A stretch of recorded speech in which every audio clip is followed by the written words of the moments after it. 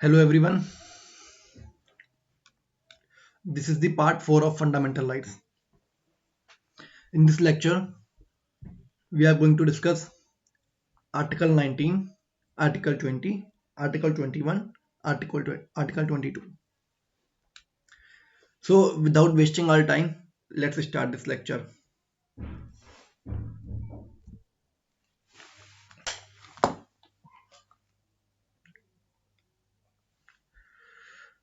Today we will discuss Article 19, Article 20, Article 21, Article 21A, Article 22. Article 19 क्या कहता है? Right to freedom, इसमें 6 freedom दी गई हैं आपको. आर्टिकल 20 क्या है? Protection in criminal offences. Article 21 right to life and personal liberty. Article 21A right to education. Article 22 protection against arrest and detention. Let's start one by one these articles. Article 19 के अंदर 6 articles हैं. Article 19 clause 1 sub clause A, freedom of speech and expression. क्या कहता है कि सभी citizens के पास ये राइट है कि वो एक्सप्रेस कर सकते हैं अपने व्यूज को, अपने आइडियाज को, अपने ओपिनियंस को थ्रू एनी मीडियम, चाहे वो स्पीच के थ्रू हो, चाहे वो प्रिंट के थ्रू हो, चाहे वो पिक्चर्स के थ्रू हो. किसी भी मीडियम के थ्रू कोई भी सिटीजन अपने राइट्स को, अपने अपने व्यूज को, अपने आइडियाज को, अपने ओपिनियंस को एक्सप्रेस कर सकता है. ये आर्टिकल 19 क्लॉज 1 सब क्लॉज ए में मेंशन है. ठीक है. Article 19 clause 1 sub clause 2 freedom of assembly. क्या कहता है कि सभी सिटीजन्स के पास ये राइट है कि वो असेंबल हो सकते हैं, इकट्ठा हो सकते हैं एक जगह पे, बट वो पीसफुली होना चाहिए and without arms. Right to assemble peacefully and without arms मतलब हर सिटीजन के पास ये राइट है कि वो असेंबल हो सकता है पीसफुली बट विदाउट आर्म्स होना चाहिए. आर्म्स लेके आप इकट्ठा नहीं हो सकते हैं. ठीक है. देन बात करते हैं आर्टिकल 19 क्लॉज 1 सब क्लॉज सी. क्या कहता है? Freedom of association. Her citizen के पास ये राइट है कि वो एसोसिएशन बना सकता है, यूनियंस बना सकता है, कोऑपरेटिव सोसाइटीज का फॉर्मेशन कर सकता है. ठीक है. फिर article 19 clause 1 sub clause D, freedom of movement. ये क्या कहता है? ये कहता है सभी सिटीजन्स के पास ये राइट है कि वो फ्रीली मूव कर सकते हैं थ्रू आउट द इंडिया. वो इंडिया में कहीं भी, कोई भी स्टेट में इंटर स्टेट ट्रेवल कर सकते हैं, इंटर स्टेट, इंट्रा स्टेट कहीं भी ट्रेवल कर सकते हैं. ठीक है. फ्रीली ट्रेवल कर सकते हैं पूरे स्टेट, पूरे इंडिया के अंदर. फिर बात करते हैं article 19 clause 1 sub clause E, freedom of residence. सभी सिटीजन्स के पास ये राइट है कि वो रिसाइड कर सकते हैं और सेटल हो सकते हैं किसी भी पार्ट में इंडिया के. जैसे article 19 clause 1 sub clause D है ना, वहां पर सभी के पास ये राइट है कि वो फ्रीली मूव कर सकते हैं थ्रू आउट द कंट्री. ऐसे ही आर्टिकल 19 क्लॉज 1 सब क्लॉज ई के अंदर सभी सिटीजन्स के पास ये राइट है कि वो रिसाइड कर सकते हैं किसी भी कंट्री के किसी भी पार्ट में. सॉरी. अब बात करते हैं आर्टिकल 19 क्लॉज 1 सब क्लॉज जी के बारे में. Freedom of profession, right to practise any profession और carry on any occupation, trade और बिजनेस. हर किसी के पास ये राइट है, सभी सिटीजन्स के पास ये राइट है कि वो कोई भी प्रोफेशन कर सकते हैं, कोई भी प्रोफेशन कर सकते हैं, कोई भी ऑक्यूपेशन, कोई भी ट्रेड कर सकते हैं, कोई बिजनेस कर सकते हैं. बट ये नहीं कि आप ह्यूमन ट्रैफिकिंग करने लग गए, आर्म्स को डिप्लॉय करने लगे, आर्म्स ट्रैफिकिंग करने लगे, प्रोस्टिट्यूट का बिजनेस करने लगे. तो ये सब क्या है? ये सब कोई भी इलीगल इमोरल बिजनेस को यहाँ पे एक्सक्लूड किया गया है. ठीक है. अब बात करते हैं आर्टिकल 19 क्लॉज 2. इसमें रिस्ट्रिक्शंस मेंशन है कि स्टेट जो है ना कुछ रिस्ट्रिक्शंस इम्पोज कर सकता है, बट वो रिस्ट्रिक्शंस जो होंगी ना वो रीजनेबल होंगी. जैसे कि ये राइट्स जो हैं ये हमारी सॉवरेनिटी, हमारी इंटीग्रिटी के अगेंस्ट में ना हो, स्टेट की सिक्योरिटी को मेंटेन रखने के लिए, पब्लिक ऑर्डर को मेंटेन रखने के लिए, decency, morality, deformation, contempt of court, incitement to offence, इन सब चीजों की सब क्या है, ये सब रिस्ट्रिक्शंस दिए गई हुई हैं. अब डिस्कस करते हैं एक एक करके एक एक आर्टिकल को प्रॉपर तरीके से हम लोग. Now we will discuss article 19 clause 1. This is article 19 clause 1 sub clause A. क्या कहता है?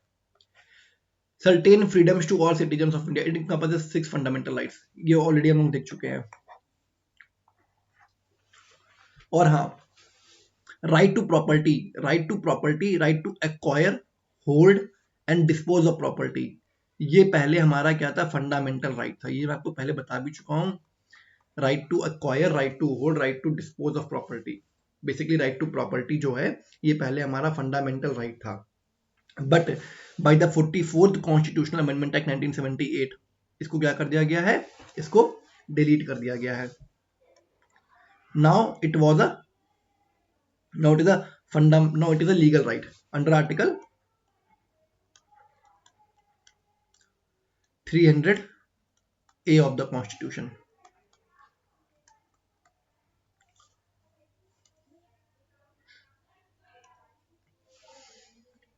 The following points, कुछ इंपॉर्टेंट बातें देखते हैं हम लोग कि ये जो 6 राइट्स है ना, right to freedom of speech and expression हो गया, right to assemble peacefully and without arms हो गया, right to form associations, unions और cooperative societies, right to move freely throughout the territory of India, right to reside and settle in any part of territory of India, right to practice any profession or to carry on any occupation, trade or business, ये जो 6 right है ये सिर्फ और सिर्फ protected है against only the actions of state. ये आपको सिर्फ स्टेट अगर कोई एक्शन आपके अगेंस्ट में लेता है उसके अगेंस्ट में आपको ये राइट्स अवेलेबल हैं। अगर कोई प्राइवेट इंडिविजुअल्स के अगेंस्ट में ये राइट्स आपको अवेलेबल नहीं है, ठीक है। These rights are available only to citizens and shareholders of company. They are not available to foreigners or legal entities like corporations, companies, etc. क्या ये rights जो हैं ये सिर्फ और सिर्फ citizens को और जो कंपनी के शेयर होल्डर हैं उनको अवेलेबल हैं। कोई भी फॉरनर, कोई भी लीगल एंटिटीज जैसे कॉर्पोरेशन हो गई, कंपनीज हो गई, उनको अवेलेबल नहीं है। अब कुछ रीजनेबल रिस्ट्रिक्शंस भी इम्पोज करी गई जो कि मैं आपको ऑलरेडी बता भी चुका हूँ, जैसे कि हो गई sovereignty, integrity of India, security of the state, friendly relations with foreign states, public order, decency, morality, contempt of court, defamation, incitement to an offense, ये सब क्या है, कुछ restrictions हैं, ये आपको याद होने चाहिए क्योंकि वैसे ये पूछता है। Now let's discuss one by one. अब बात करते हैं हम लोग article 19 clause 1 sub clause A, right to freedom of speech and expression. ये गारंटी करता है हर सिटीजन को कि उसके पास ये अधिकार है, उसके पास ये राइट है कि वो एक्सप्रेस कर सकता है अपने खुद के व्यूज को, अपने ओपिनियंस को, अपने बिलीव्स को, अपने कन्विक्शंस को freely by word of mouth के थ्रू, राइटिंग के थ्रू, प्रिंटिंग के थ्रू, पिक्चरिंग के थ्रू और किसी और मैनर में, ठीक है। तो ये सुप्रीम कोर्ट ने भी रूलिंग्स के अंदर बताया है कि कौन कौन सी चीजें जो है आर्टिकल 19 क्लॉज 1 सब क्लॉज ए के अंदर आती हैं। जैसे कि अपने अपने खुद के व्यूज को प्रोपोगेट कर सकते हो, दूसरे के व्यूज को आप प्रोपोगेट कर सकते हो, ठीक है। फ्रीडम ऑफ साइलेंस भी इसके अंदर आता है, फ्रीडम ऑफ प्रेस भी इसके अंदर आता है, right to telecast, right against tapping of telephonic conversation, right against the imposition of pre censorship on a newspaper, ये सब इसके अंदर आता है। एक बार रीड कर लीजिएगा आप लोग।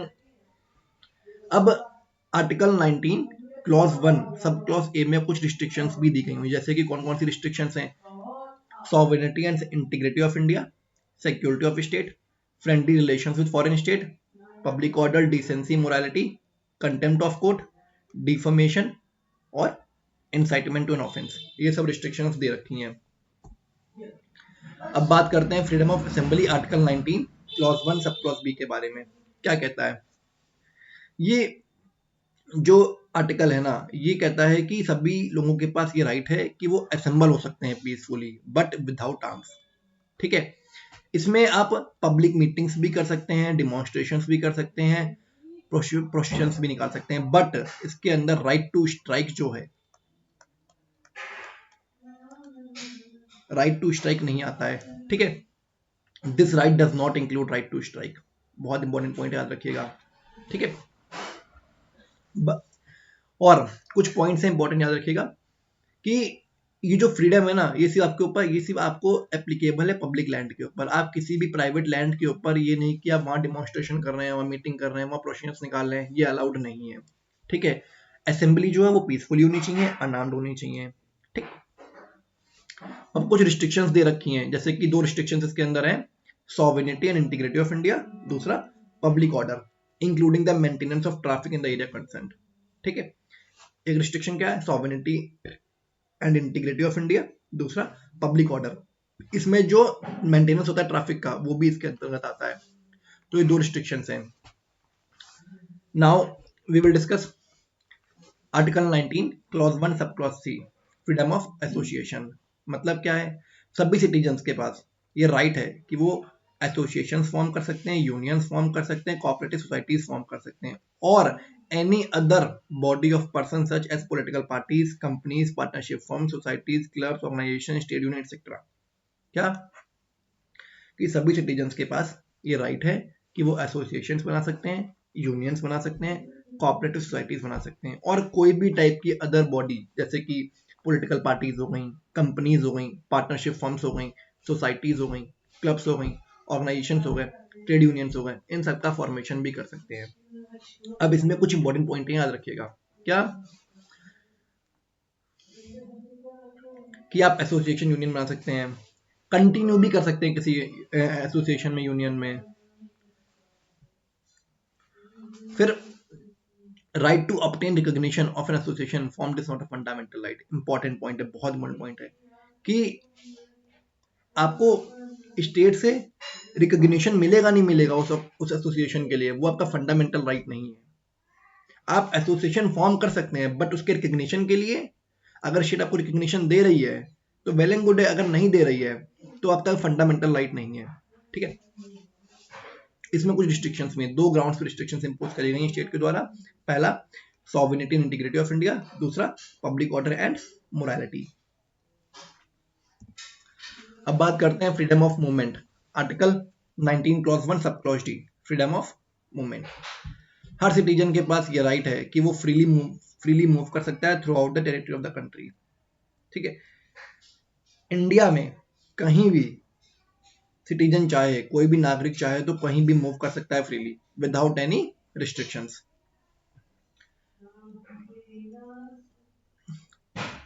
ये जो है ना, ये जो है इंटरनल है, right to move inside the country, external right to move out of the country and right to come back to the country, ये भी आपके पास अधिकार है। बट ये जो सेकंड डायमेंशन है ना, जो एक्सटर्नल वाला है कि दूसरी फॉरेन कंट्री में जा रहे हैं, ये डील करता है आर्टिकल 21 से, नॉट आर्टिकल 19 से। इसमें कौन कौन सी रिस्ट्रिक्शंस इंपोज करी गई हैं? पहला, interest of general public, interest of general public. दूसरा, एससी जो एसटी हैं, जो शेड्यूल्ड ट्राइब है, उनके इंटरेस्ट को प्रोटेक्ट करने के लिए स्टेट चाहे तो रिस्ट्रिक्शंस इंपोज कर सकता है। ठीक है, जिससे क्या है, उनका जो कल्चर है, उनकी जो लैंग्वेज, उनके कस्टम्स जो है, उनको प्रोटेक्ट कर सके स्टेट। अब बात करते हैं article 19 clause 1 sub clause E, freedom of residence. Her citizen के पास ये राइट है कि वो रिसाइड कर सकता है, सेटल कर सकता है किसी भी पार्ट में टेरिटरी ऑफ इंडिया के। क्या हर सिटीजन के पास ये राइट है कि वो कंट्री के, इंडिया के किसी भी पार्ट में रिसाइड कर सकता है, सेटल हो सकता है। ठीक है, बट इसमें रिस्ट्रिक्शंस हैं। पहला, इंटरेस्ट ऑफ जनरल पब्लिक, दूसरा, प्रोटेक्शन ऑफ एसटीज, जिससे क्या उनके लैंग्वेज, उनके कल्चर, उनका कस्टम्स जो है उनको प्रोटेक्ट कर सकें। भाई सेम चीज, बिल्कुल सेम रिस्ट्रिक्शन है आर्टिकल 19 क्लॉज 1 क्लॉज डी और article 19 clause 1 clause sub clause ई की। अब बात करते हैं हम लोग freedom of profession, article 19 clause 1 sub clause F. सभी सिटीजन्स के पास ये राइट है कि वो कोई भी प्रोफेशन, कोई भी ऑक्यूपेशन, कोई भी ट्रेड, कोई भी बिजनेस अपनी मर्जी से कर सकते हैं, बट वो प्रोफेशन जो हो वो इलीगल ना हो, इमोरल ना हो, जैसे कि प्रोस्टिट्यूशन हो गया या फिर ह्यूमन ट्रैफिकिंग हो गई। ठीक है, ये सब अलाउड नहीं है।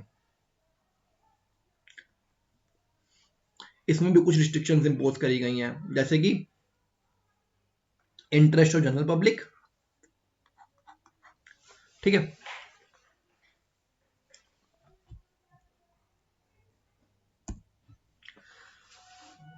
अब बात करते हैं हम लोग आर्टिकल 20 के बारे में।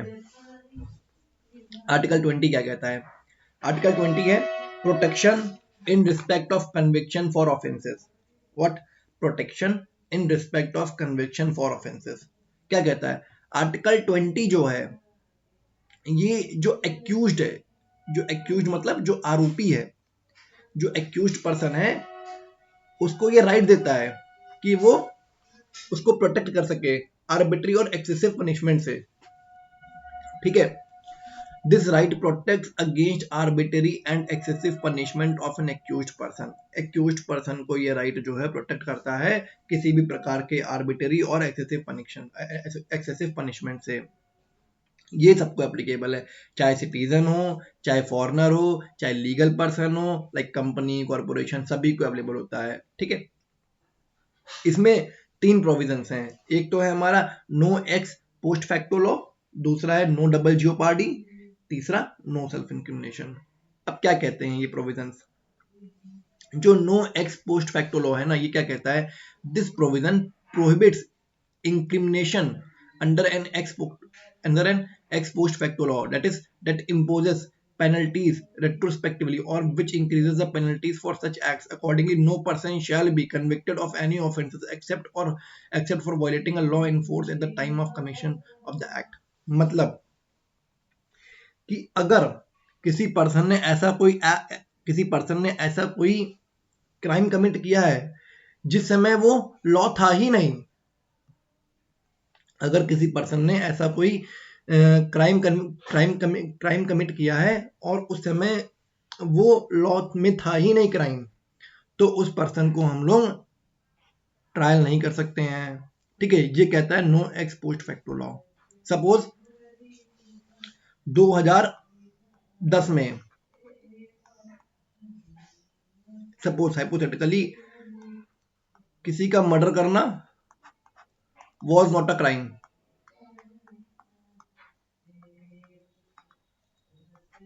ठीक है, बट इन 2015 की मर्डर को क्राइम मान लिया गया। तो जिस बंदे ने 2010 में क्राइम कमिट किया है ना, उसको आप ट्रायल नहीं कर सकते 2015 के अंदर कि तुमने मर्डर कमिट किया तो तुमको ट्रायल करेंगे। अब ऐसा नहीं हो सकता है। ठीक है, तो ये कहता है हमारा क्या, no ex post facto law.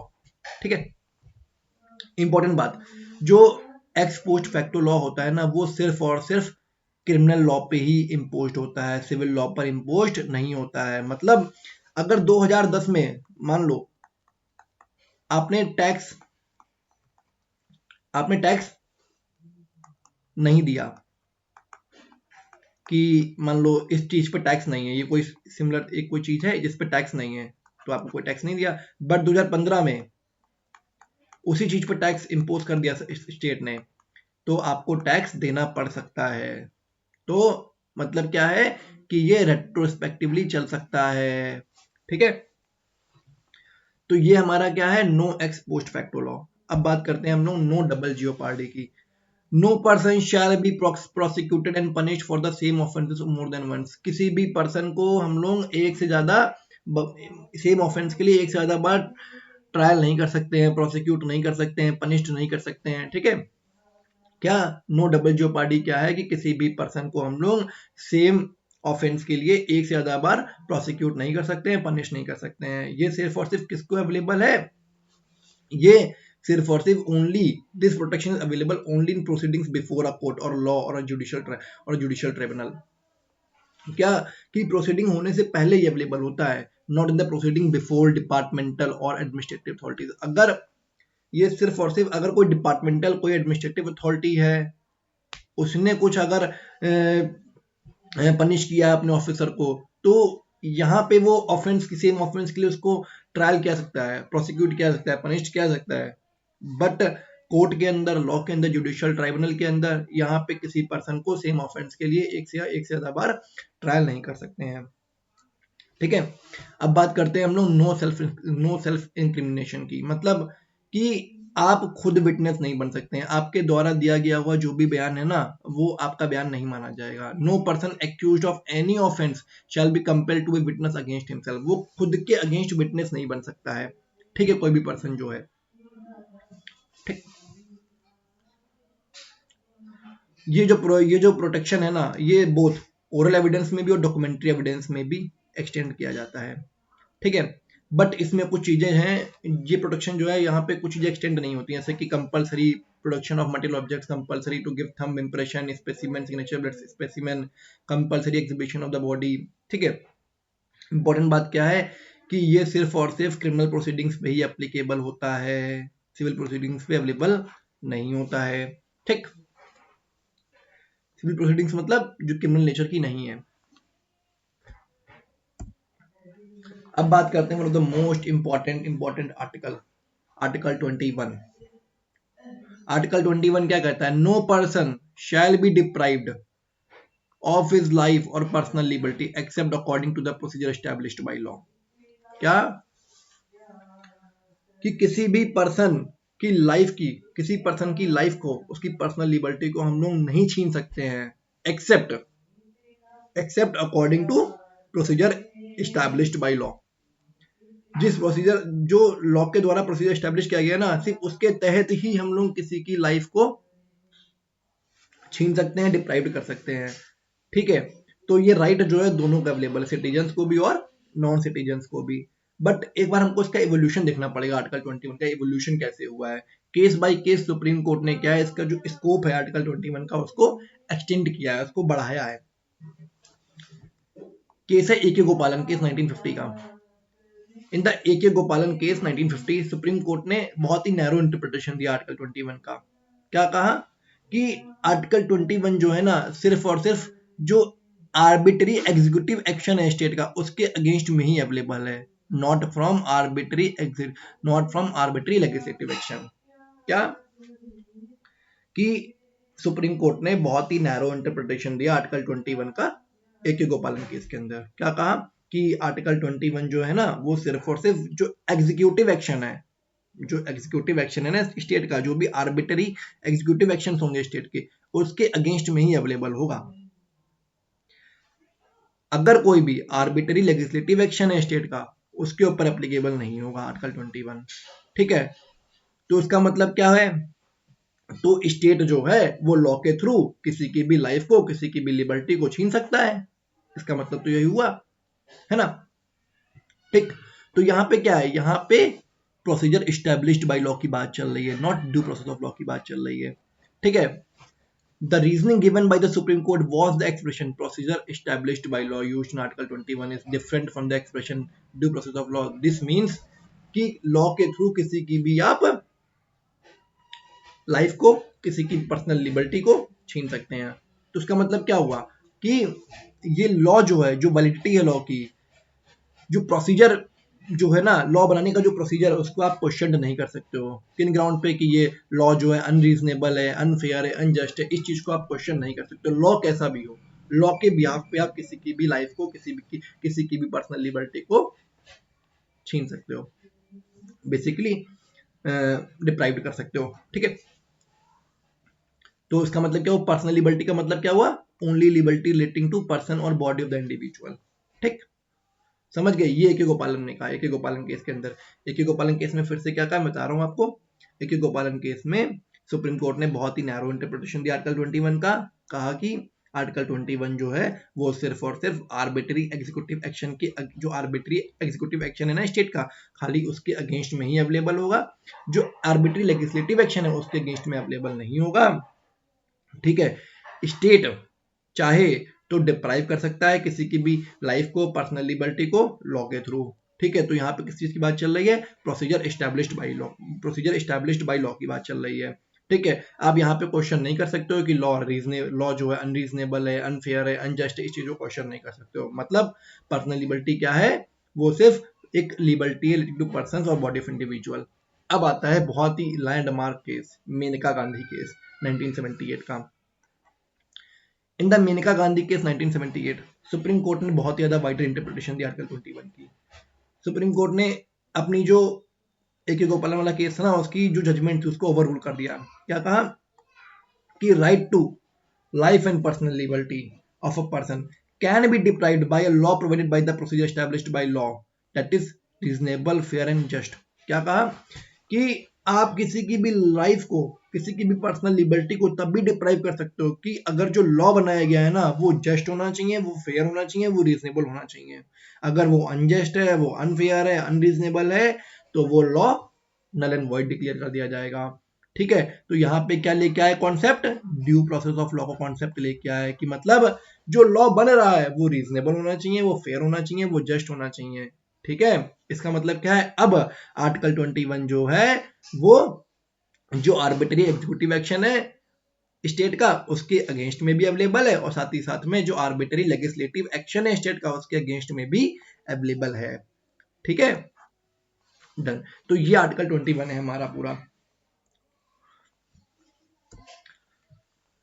अब बात करते हैं आर्टिकल 21A के बारे में, राइट टू एजुकेशन।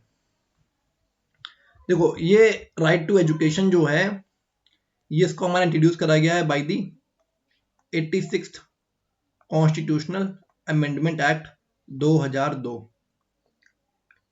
इसके तहत राइट टू एजुकेशन को एक फंडामेंटल राइट बनाया गया।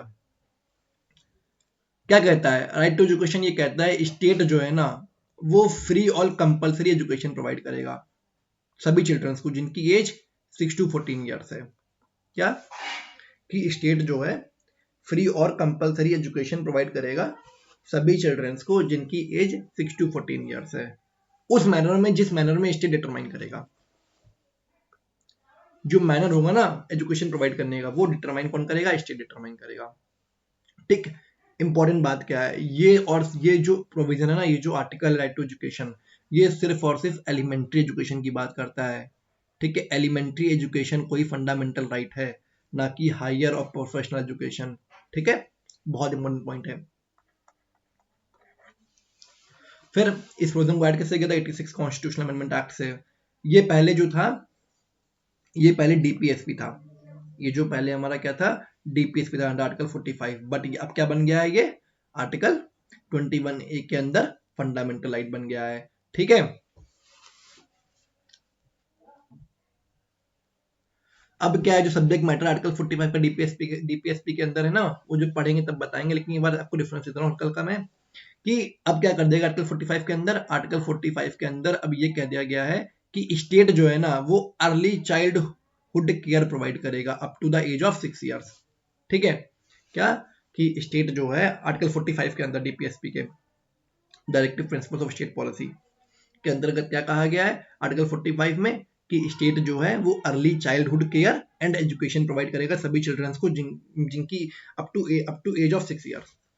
ठीक, और एक नई फंडामेंटल ड्यूटी को ऐड किया गया अंडर आर्टिकल 51A। वो क्या कहता है कि ये ड्यूटी होगी सभी सिटीजन्स की कि वो अपॉर्चुनिटी प्रोवाइड करेंगे एजुकेशन की। क्या करेंगे, अपॉर्चुनिटी प्रोवाइड करेंगे for education to his child ward between the age of 6 to 14 years. ठीक, क्लियर। एक फंडामेंटल ड्यूटी को ऐड किया गया आर्टिकल 51A के अंतर्गत। क्या कहा गया, ये सभी सिटीजन्स की ड्यूटी होगी कि वो एजुकेशन प्रोवाइड करेंगे अपने चाइल्ड को, अपने वार्ड को between the age of 6 to 14 years. ये एक फंडामेंटल ड्यूटी है अंडर आर्टिकल 51A जो कि पार्ट 4A है हमारे कॉन्स्टिट्यूशन का। ठीक है, अब इस प्रोविजन को इंप्लीमेंट कराने के लिए, राइट टू एजुकेशन को इंप्लीमेंट कराने के लिए एक पार्लियामेंट ने एक एक्ट इनेक्ट किया है जिसका नाम है right of children to free and compulsory education act 2009, RTE act 2009 के तहत पार्लियामेंट ने ये एक्ट इनेक्ट किया जिसके थ्रू क्या है ये जो प्रोविजन है इनको इंप्लीमेंट किया जाएगा। ठीक है, अब बात करते हैं हम लोग आर्टिकल 22 के बारे में। आर्टिकल 22 क्या कहता है, आर्टिकल 22 है protection against arrest and detention. अब डिटेंशन दो टाइप के होते हैं, एक होता है प्रिवेंटिव डिटेंशन, एक होता है प्यूनिटिव डिटेंशन। ठीक है, ठीक, तो आर्टिकल 22 कहता क्या है, ये सेफगार्ड्स प्रोवाइड करता है, क्या करता है, सेफगार्ड्स प्रोवाइड करता है for person who are arrested और डिटेन्ड।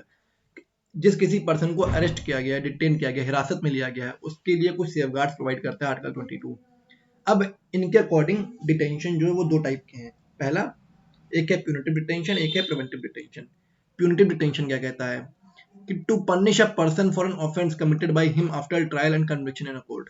क्या कि किसी पर्सन ने कोई क्राइम कमिट कर दिया है, क्राइम कमिट कर दिया है, उसका ट्रायल चल रहा है, कन्विक्शन हो गया कोर्ट के अंदर, तब लगता है क्या प्यूनिटिव डिटेंशन। प्रिवेंटिव डिटेंशन क्या है कि पर्सन ने अभी क्राइम कमिट नहीं किया है बट लग रहा है कि वो क्राइम कमिट कर सकता है, तो क्राइम को बचाने के लिए उसको क्या कर लिया, डिटेन कर लिया गया, वो उसे कहते हैं प्रिवेंटिव डिटेंशन। मतलब डिटेन कर रहे हैं पर्सन को विदाउट ट्रायल और कन्विक्शन बाय अ कोर्ट। मतलब कोर्ट में ना तो उसका ट्रायल हुआ है ना ही कन्विक्ट किया है कोर्ट ने, बिना ट्रायल के बिना कन्विक्शन को उसको डिटेन कर लिया गया है। इसका पर्पस क्या होता है कि बेसिकली पर्सन जो है उसको प्रिवेंट कर सकें कि वो कोई क्राइम कमिट ना करे फ्यूचर के अंदर। ठीक,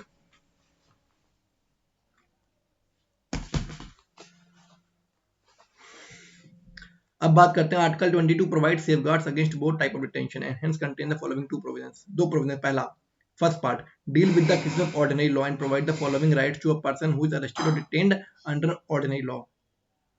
अगर किसी पर्सन को डिटेन्ड किया गया है, अरेस्ट किया गया है अंडर द ऑर्डिनरी लॉ, तो क्या है उसको बताना पड़ेगा कि कौन से ग्राउंड पे आपको अरेस्ट किया गया है। उसको 24 घंटे के अंदर अंदर जो मजिस्ट्रेट है उसके पास प्रस्तुत करना होगा। लेकिन इसमें जो जर्नी टाइम है वो एक्सक्लूड किया जाएगा, इसमें जर्नी टाइम को नहीं जोड़ा जाएगा। ठीक है, 24 घंटे के अंदर अंदर उसको रिलीज करना पड़ेगा अगर मजिस्ट्रेट अथोराइज नहीं करता फर्दर डिटेंशन के लिए। क्या, उसको 24 घंटे के अंदर अंदर रिलीज करना पड़ेगा अगर मजिस्ट्रेट जो है वो अथोराइज नहीं कर रहा है फर्दर डिटेंशन। उसके पास ये अधिकार होगा कि वो कंसल्ट कर सकता है, अपने लॉयर से बात कर सकता है। ठीक है, तो इतना ही जो है हमारा आर्टिकल 19, आर्टिकल 20, आर्टिकल 21, आर्टिकल 22 है। Thank you everyone, please like share and subscribe my channel. ठीक है, तो नेक्स्ट लेक्चर में बात करेंगे हम लोग आर्टिकल 23 के बारे में, 24, 25, 26, 27, 28। Max to max in 2 videos we will finish this chapter. Thank you everyone.